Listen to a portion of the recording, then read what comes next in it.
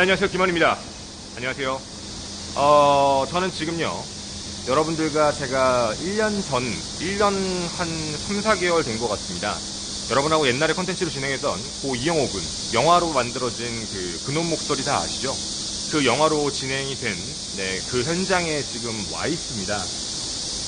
그래서 여러분하고 오늘, 이 이야기를 같이 꺼내는 데 있어서는 좀 다른 관점으로 생각하셨으면 좋겠어요. 그러니까 오늘 관점은 범인의 입장이에요. 좀 무섭지만 제가 그때 당시 컨텐츠 할 때는 이제 피해자분의 입장에서 그리고 이제 유족분들의 입장에서의 이야기를 다 전달을 했어요. 근데 오늘 제가 뭘 할 거냐면 범인의 입장이에요. 이게 범인의 입장으로 생각을 해보면 조금 느낌이 다르거든요. 그래서 제가 지금 현장을 보여드린 거예요. 이 영상 뒤에 이 현재 이영호 군이 납치되었다라고 추측하는 아파트 반대편에도 똑같이 놀이터가 있었는데 그 놀이터에서는 실질적으로는 만나기가 조금 어려운 장소이기도 합니다. 범인이 어떤 생각을 하고 한 건지를 같이 이제 살펴보도록 할 건데요. 이 이야기가 되게 오래됐습니다. 너무 예전 이야기라서 지금 약간 위치가 바뀌었고 뭐 많이 바뀌지 않았을까라고 하실 수도 있는데 압구정 현대아파트는 많이 바뀌지 않았어요. 압구정 현대아파트 자체는. 그래서 여기 근처에 대한 모습은 그때 당시랑 거의 유사하다라고 생각하시면 됩니다. 그래서 오늘 여러분하고 그 이야기들을 같이 전달해 보도록 하겠습니다. 갑시다. 지금 여러분이 보시는 이 아파트예요. 이쪽에 있는 아파트. 여기에요. 근데 여러분들 지금 보시면 아시겠지만 그때나 지금이나 똑같은 건 여기는 지금 다 뭐 담을 넘는다에 대한 관점은 없어요. 뭐 넘어도 될 높이기는 한데 근데 사실 뭐 누가 저길 넘겠습니까? 근데 오늘 여러분하고 저하고 범인의 시각에서 봤을 때라고 가정을 좀 해볼게요. 걸어가는 입장입니다. 여러분, 나는 지금 현재 시각을 범인으로 잡았고요. 제가 범인이라는 시각 내에서 봤을 때입니다. 당연히 여기 넘어갈 수도 있겠죠. 여기 쇠창살이 있긴 하지만 뭐 넘어가려면 넘어가겠지만요. 하지만 정상적인 루트로 갈 수 있게 한번 해볼게요. 아마 범인이 당시에 걸어왔다면 혹은 차를 가지고 왔어도 마찬가지입니다. 아마 이쪽 길을 걸어서 들어갔을 거예요.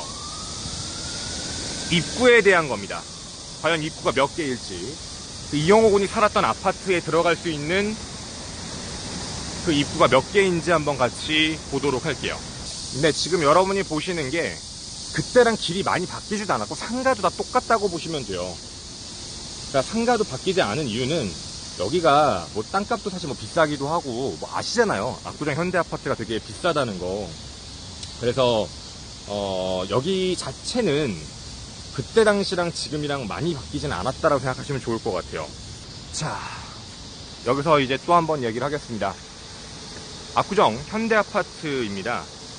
이영호 군 사건은 뭐 그때도 얘기를 드렸지만 1991년 1월 29일 서울 강남구 압구정동의 현대아파트 놀이터에서 범인에게 유괴된 것으로 추측 중입니다. 친구들과 그 전까지 놀고 있다가 혼자 남은 이영호 군이 그냥 그곳에서 실종이 됐기 때문인데요. 이영호 군은 1991년 3월 13일이죠.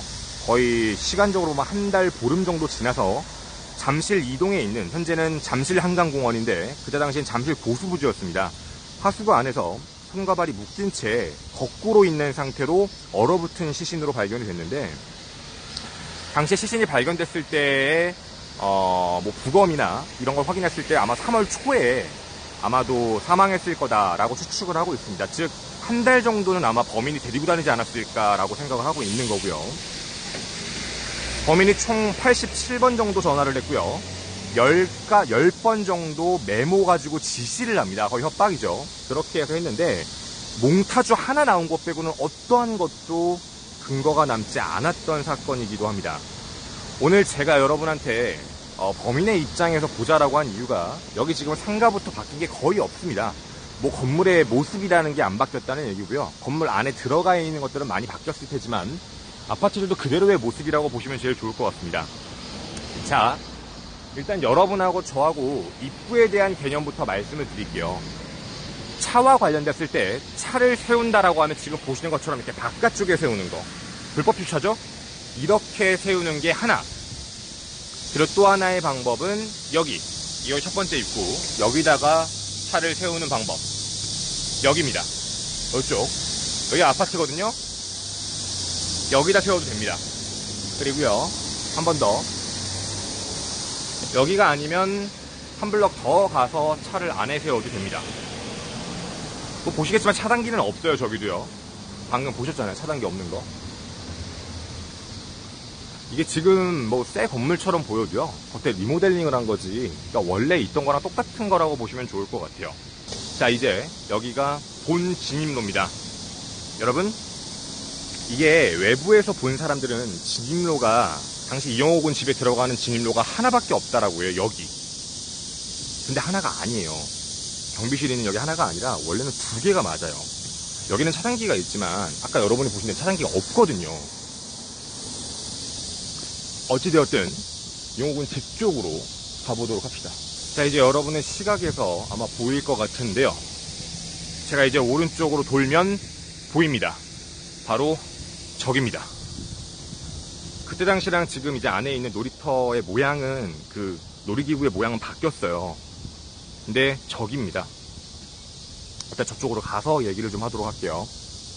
자, 그리고 제가 아까 여러분에게 출입로가 두 개 있다고 했잖아요. 아까 그 외부에 차단기 없는 출입로가 이쪽입니다. 이쪽으로도 충분히 들어올 수 있는 출입로예요. 그리고 여기입니다. 그 놀이터가 여기라고 봐주시면 되겠습니다. 그때랑 달라진 거는 몇 개 없습니다. 안에 놀이기구 시설 정도 바뀌었고요. 여기 지금 외부에 있는 차단, 여기는 그때랑 똑같다라고 보시면 될 것 같아요.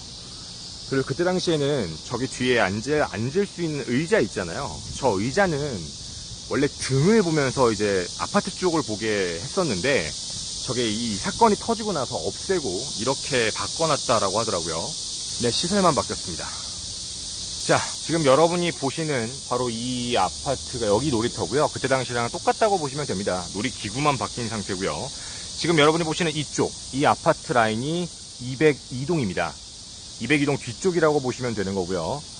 제가 이렇게 말씀을 드릴게요. 아니, 어떻게 이영호 군 여기 노는 걸 알았어요? 라고 얘기를 하시는데, 반대편의 놀이터가 아니라 여기 놀이터라고 알고 있는 첫 번째 근거는 친구들이 같이 놀다가 집에 갔어요. 그게 첫 번째 이유고, 두 번째는 여기 202동의 주민분들은 아이들이 놀이터에서 여기서 그때 당시 놀면, 그 아시잖아요. 어머니가 뭐 밥 먹어라 라고 할 때 부르는 거.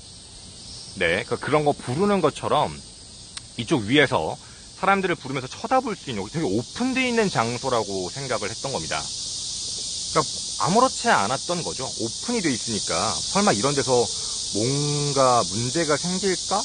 라고 생각을 하는, 네, 이제 그런 장소였던 곳인데, 제가 여러분한테 여기에 대한 지리에 대해서 좀 얘기를 해보고 싶은 게 있어요.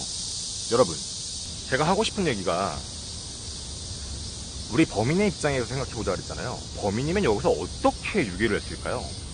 사실 그때랑 지금이랑 여기가 달라진 건 많이 없어요. 다만 달라졌다라고 얘기하면 지금 여기 뭐 나뭇잎이 많은데, 그때 당시로 따져놓고 보면 1월달이다 보니까 아마 겨울이라서 나뭇잎이 많이 없는 상태일 거예요. 그것만 빼놓고는 사실 여기 위치와 환경은 다 똑같거든요. 그리고 뭐 당일날도 마찬가지고, 여기는 이게 왔다 갔다 하는 학부형들도 많고, 뭐 사람들도 많고, 차도 많은 곳이라서, 그리고 경비원도 똑같이 있고요. 경비초소도 있고. 그래서 사실 실질적으로 여기서는 무언가 유괴를 한다라고 생각하기 쉽지 않은 장소기도 해요. 근데 아무에게도 눈에 띄지 않고 유괴가 됐다는 얘기예요. 자, 여러분하고 이제 그 얘기를 좀 더 시작을 해보도록 하겠습니다. 오늘 여러분하고 범인의 단서라고 해서 얘기를 하고 싶은 게 뭐였냐면, 자, 여러분의 시각에서 여기서요, 출발을 했다라고 가정을 했을 때입니다. 아까 우리 상가 건물 보셨죠? 아이를 데리고 상가 건물 쪽을 가려면 첫 번째 경비원 초소, 물론 없을 수도 있습니다. 하지만 마을 주민분이 원래 다니시는 것처럼 누군가의 눈에 띄기 되게 좋은 환경은 사실 맞거든요.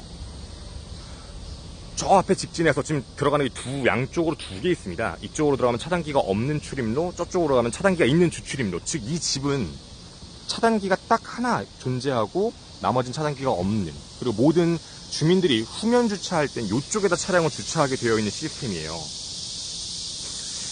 자, 그러면 사람들의 눈에 분명히 띌 수도 있는데, 어떻게 사람들의 눈에 한 번도 띄지 않고 여기 안에 아무렇지 않게 지나갈 수 있었을까거든요. 첫 번째로 그래서 의심해 볼 수 있는 게 이거예요. 혹시라도 자동차, 차량이, 그러니까 범인의 차량이겠죠? 이 안에 주차되어 있지 않았을까라는 생각 하나. 범인의 차량. 그럼 범인이 차량을 가지고 와서 이쪽이나 저 반대편 쪽에다 차량을 세워놓고 여기서 아이를 얘기하고 아이를 데리고 가서 바깥으로 나갔다라고 보면 누군가의 눈에 안 띌 확률도 분명히 있는 거고요. 확률상입니다. 당연히 그때 당시엔 CCTV가 없었기 때문에 CCTV로 확인할 수는 없고요. 그럼 주차했다라고 가정을 하고 그렇게 해서 유괴를 했다라고 가정을 해보겠습니다. 자, 여러분, 유괴했다라는 이제 가정하에 그 다음 얘기를 좀 해볼게요.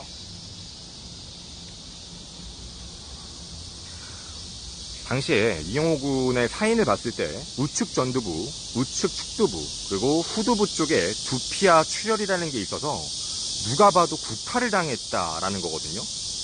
아마 주먹 같은 걸로 머리를 한 3대 정도 가격을 당하고 그 이후에 무언가 조금 단단한 물체, 돌이나 나무 같은 거 가지고 아마 머리를 이제 구타를 당한 뒤 의식을 잃었건 혹은 뭔가 사망 단계에 갔는지 모르겠지만 기절을 했을 거라고 판단을 하는데 그 상태에서 코와 입이 묶인 상태라고 생각을 하는 겁니다. 유괴가 되고요. 이제 이게 좀 중요합니다. 그때 컨텐츠도 했으니까 말로 해드릴게요. 유괴가 되고 이틀 뒤였던 1월 31일 삼성동입니다. 이 근처에요. 삼성동 도심공항 터미널 공중전화에서 이영호 군 집에 전화가 옵니다. 전화해서 전날 준비하라고 얘기를 했던 카폰, 자동차에 있는 카폰이요. 전화번호를 묻고 바로 끊어버립니다. 여기가 우리가 좀 중요하게 생각해야 될 게 뭐냐면 카폰 전화번호만 묻고 공중전화를 바로 끊었다라고 얘기하는 건 자신의 위치가 노출될 거를 어쩌면 미연에 방지한 사람, 좀 치밀하다라고 보는 게 맞겠죠. 어떻게 보면. 자, 그리고요. 1시간이 지났는데 김포공항으로 이동을 해서 다시 전화를 합니다. 그러니까 아까 여러분이 보셨던 여기 삼성동 쪽에서 공중전화로 전화를 한번 하고 그리고 1시간 뒤에 김포공항에서 전화를 다시 합니다. 전화를 다시 해서 이런 얘기를 해요. 34분과 40분이라는 시간을 정해줘요. 여러분 이게 되게 중요하지 않나요? 그러니까 아버지한테 접선 장소로 나와라 라고 얘기를 하면서 34분, 40분, 예를 들면 34분에 차량으로 와서 차량의 문을 활짝 열어라. 이런 거. 문을 열어라. 아니면 트렁크를 열어봐라. 그러니까 시간을 정확하게 정해줬어요. 34분, 40분에 무슨 행동을 해라. 이거 생각해보면 이상하지 않나요?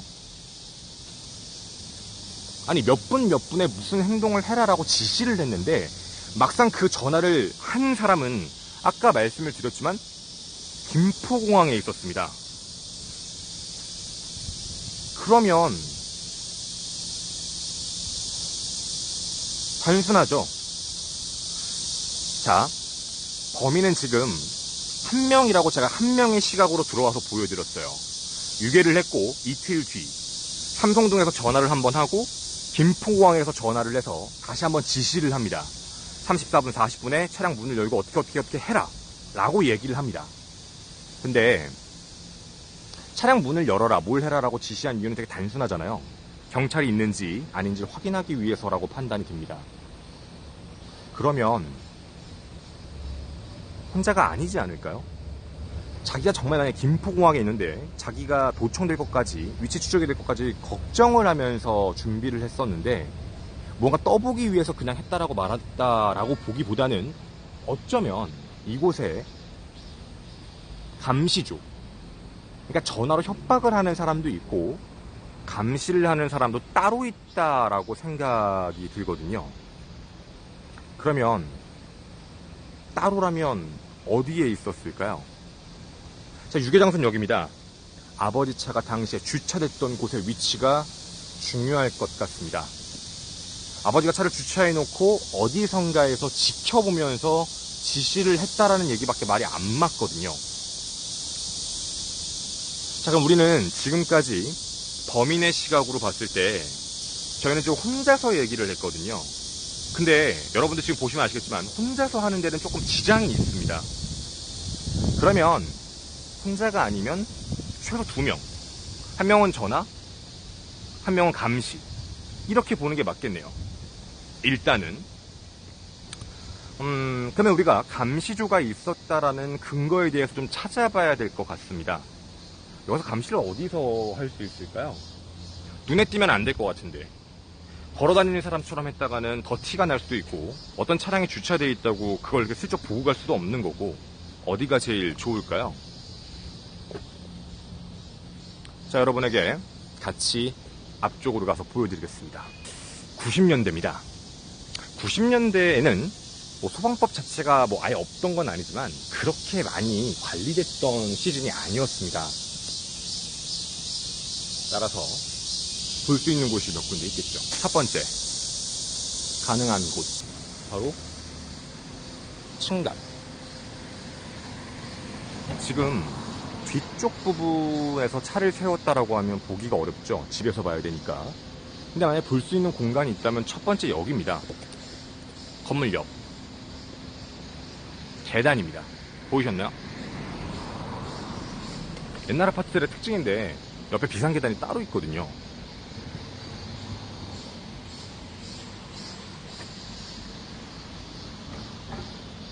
비상계단, 누구나 왔다 갔다 할 수 있는 곳. 거기 아니면 두 번째, 복도식 아파트, 외부 복도. 왜냐면 주민처럼 보이기도 문제가 없거든요. 대부분 이렇게 복도식 아파트는 지금 사실 그러면 안 되지만 밖에 나와서 저 앞에서 담배를 피시는 분들도 분명히 있기 때문에 분명히 가능할 수도 있죠. 복도식 아파트니까. 그리고 맨 위, 옥상.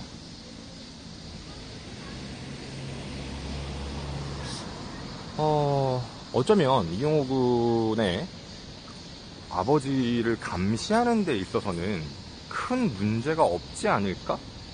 라는 생각입니다. 물론 집 안에서도 그럴 수도 있죠.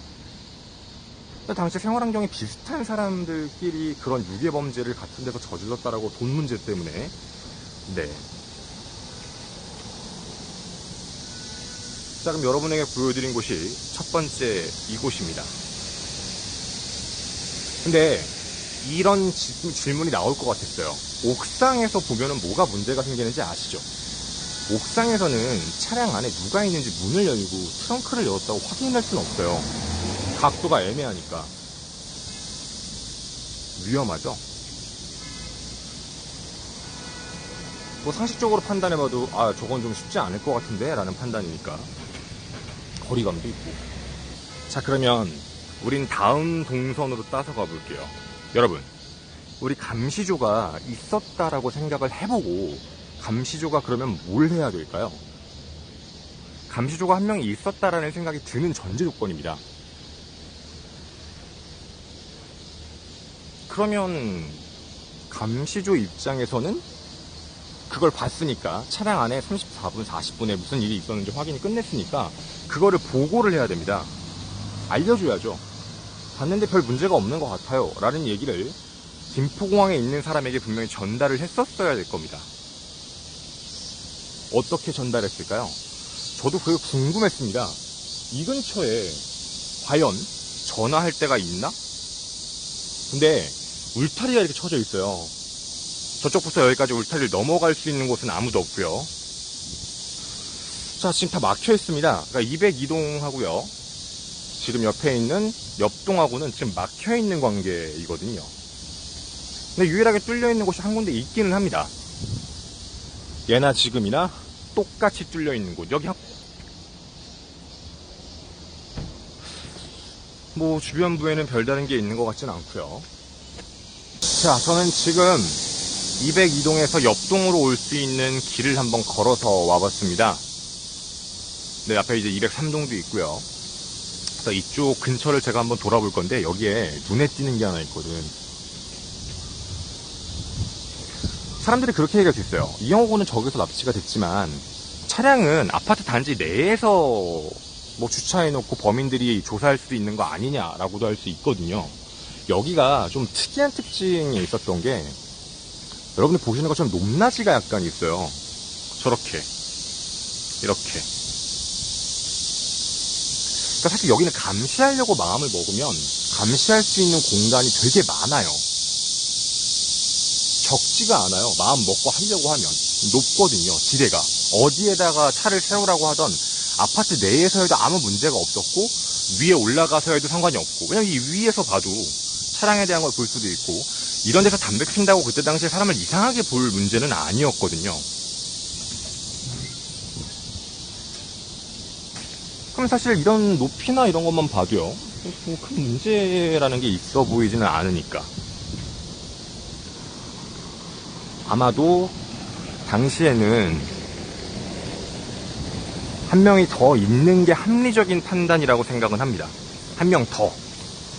그러니까 전화를 해서 지시하는 사람과 그걸 감시하는 사람까지 이렇게 둘이 있어야지만 뭔가 매치가 되고 얘기를 할 수 있다라고 생각이 듭니다. 오늘 여러분과의 저의 관점은 범인의 관점이었어요. 범인의 입장에서 생각을 했을 때 어떤 게 더 수월했냐에 대한 이야기. 그러니까 지금 그때랑 지금이랑 개념이 달라요. 그때는 이제 유족 관점, 피해자의 관점에서 많은 얘기를 했지만 범인의 입장에서 여기에서 범죄를 저지른다고 가정을 했을 때는 아까 말씀드린 그런 이야기들이 있어야 돼요. 네, 그래서 확실한 거는 처음에 납치하자마자 아이를 죽인 게 아니라 그 이후에 죽인 거니까 그런 거를 생각을 해보면 네, 아이에 대한 부분은 처음에 분명히 보육을 했다라는 부분이에요. 저도 왜 여자가 있었다라는 걸 의심을 하냐면 남자 유괴범이 아이를 지속적으로 한 명이 돌봐야 되잖아요. 확인도 해야 되고 한 달 반 뒤에 사망을 한 걸로 나오는데 한 달 보름 정도? 근데 그러니까 한 달 정도는 살아있었던 거죠. 쉽게 얘기하면. 근데 이게 한 달 정도를 이제 돌봤던 사람도 필요하다고 생각은 해요. 근데 그 돌봤던 사람이 과연 남자였을까에 대한 문제예요. 남자보다는 그래서 계속 여자라는 게 생각이 쓰이는 거예요. 여자가 한 명 있지 않았었을까? 근데 그 여자가 뭐 예를 들어서 뭐 진짜 여러분이 얘기하는 면식범일지 아닐지 정말 모르겠어요. 그런데 남자들끼리 공모해서 일을 저질렀다 보다는 여자도 같이 있었다라고 얘기하는 게 조금 더 합리적으로 보이기는 해요. 여기에 와서 보면. 그래서 뭐 그것에 대해서 여러 가지 가능성을 열고 막 얘기를 했지만 어쨌든 경찰 조사에서 다 끝난 문제라 저는 그걸 얘기하고 싶은 게 아니라 현장에 왔을 때 느끼는 범인의 관점이에요. 그래서 오늘 여러분이 꼭 여기 현장을 보면서 제가 내리고 싶은 결론은 범인은 3명 이상이며 여자가 1명 끼를 확률이 높지 않았었을까에 대한 이야기였습니다. 그래서 이 놀이터에 있었던 사람이 이영호 군과 한 여자였다면 이라는 생각이에요. 그리고 돈을 찾은 사람도 이 근처에 살지 않는 사람, 몽타주가 까발려줬어도 절대로 들키지 않는 사람이니까 이 근처에서 절대로 한 번도 보지 않은 사람, 역할 분담이 너무 명확했던 거예요. 여자는 이 근처에서 얼굴이 노출됐다. 그 이후 얼굴 노출되는 일은 하나도 하지 않았다. 예를 들어 여자면 이해하시죠? 여기서 얼굴이 노출됐기 때문에 이 이후에는 이 근처에 아직 오지 않은 사람. 그 다음 돈을 찾은 남자는 이곳에 한 번도 오지 않은 사람. 왜냐면 돈을 찾은 남자가 이곳에 와버리면 몽타주가 오픈됐기 때문에 분명히 잡힐 수도 있는 확률 때문에 역할 분담이 되게 명확했던, 그리고 전화로 협박하는 사람. 그러니까 뭔가 되게 정말 계획적이고 세분화되고 분업화돼서 움직였다라고 생각밖에 안 들어요. 안 그러면 혼자서는 절대로 이렇게까지 진행할 수 없어요. 말이 안 돼요. 머리가 좋다라는 느낌이 들죠. 근데 그 머리가 좋다라는 게 계획성에 대해서도 티가 나요. 제가 지금도 말씀드린 그 계획성이 너무 티가 났다는 거예요. 그러면 이런 확률이 가능해져요. 그 당시 7천만 원의 돈을 요구를 했는데 3명이었다면 아마 7천만 원을 셋이 나눴겠죠. 근데 나 혼자 하는 생각이긴 해요. 만약에 여자가 한 명 꼈다면 한쪽은 부부가 아닐까요? 그러니까 한쪽은 부부고 한 명 낀 거. 왜냐면 셋이 돈을 3분의 1로 과연 나누는 것보다는 어쩌면 부인이 이제 한 가정이 껴서 끼는 게 더 나을 수도 있겠죠. 그냥 완전 뇌피셜이에요. 그러니까 그러면은 돈을 분할하는 데서 3분의 1이어도 실제는 3분의 2를 갖는 거니까. 그러니까 그냥 드는 생각이에요. 정말 그냥 친인척으로 그냥 친한 사이로 뭉친 3명이서 하는 거는 언젠가 얘기가 나갈 위험도 있다라고 저는 생각은 들거든요.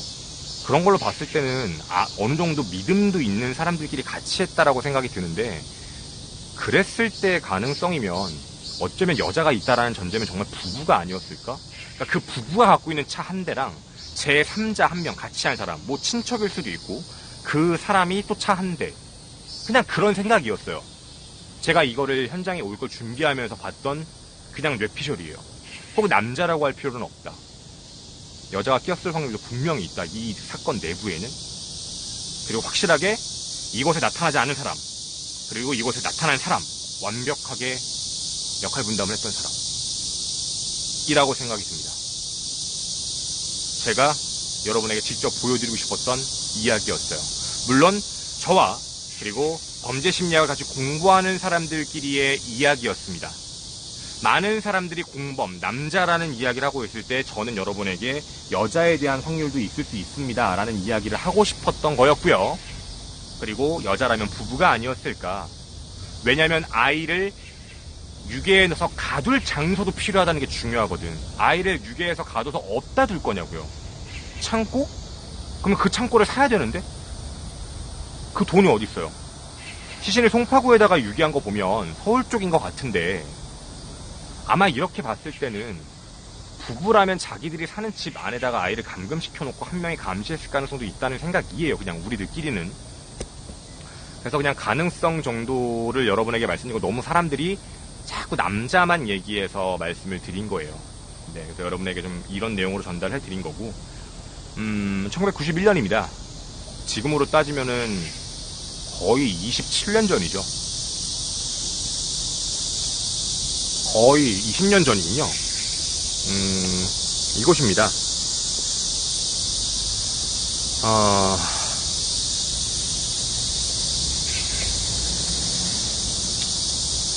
여러분이 보신 이곳에서 이영호 군은 누군가에게 납치가 되었고요. 소리를 지르면서 납치가 된 게 아니라 되게 자연스럽게 납치되는 환경으로 해서 아마 이 길을 빠져나갔을 겁니다. 그리고 싸늘한 시신되어서 나타나는데 아직까지도 우리는 그 범인을 못 잡았고요. 목소리만 알고 있습니다. 그냥 그런 생각이 듭니다. 그놈 목소리라고 부르는 그놈 있잖아요. 어쩌면 그놈은 여러분이 보셨던 몽타주의 남자가 아닌, 그러니까 몽타주의 남자일 수 있지만 그 남자는 어쩌면 이 공간에 단 한 번도 안 온 남자일 확률도 있다는 얘기예요. 그 누구도 그래서 목격을 못했던 남자일 수도 있고요. 그냥 일말의 가능성을 여러분에게 안내해드린 미스테리아방 고 이영호 군 콘텐츠였습니다. 저는 김원이었습니다. 감사합니다. 그치. 전화 건 거는 놈이죠. 근데 그 놈만 있는 건 아니지. 네. 그 놈만 있는 건 아니고, 그러니까 놈은 아닌 것 같아요. 왜냐면 3명일 것 같은데 1명이 여자일 것 같다는 거야. 그러니까 납치를 한 사람이 여자, 그리고 그 여자는 사건 현장에 다시 나타나지 않았고, 집에서 이영호 군 아버지가 차량을 막 확인할 때 그 차에 진짜 문제가 없는지 정찰을 하러 온 남자 1명, 그리고 그 남자도 거기에 이제 동네에 갔으니까 그 이후에 끝. 그 나머지 남자 1명, 그 남자가 돈을 찾으러 간 남자. 그래서 그 돈을 찾으러 간 남자의 몽타주가 우리가 알고 있는 이영호 군의 이제 범인이다라고 알고 있는 몽타주잖아요. 그러니까 그렇게 생각을 한 거야. 그래서 남자 둘에 여자 하나인 것 같다, 이거. 그러니까 실질적으로 목격자를 찾는데 목격자가 아무도 안 나오지. 왜냐면 애는 되게 친근한 여자랑 갔고, 그러니까 이제 여자랑 아이랑 가는 게 더 적게 누가 봤을 때도 문제가 없으니까 둘이 갔고, 목격자를 찾습니다라고 해가지고 CCTV, 그 은행에서 돈 찾은 그 CCTV에 있는 남자의 몽타주를 따서 왔는데, 실제로 아파트 주민 중에 그 사람을 본 사람이 아무도 없는 것.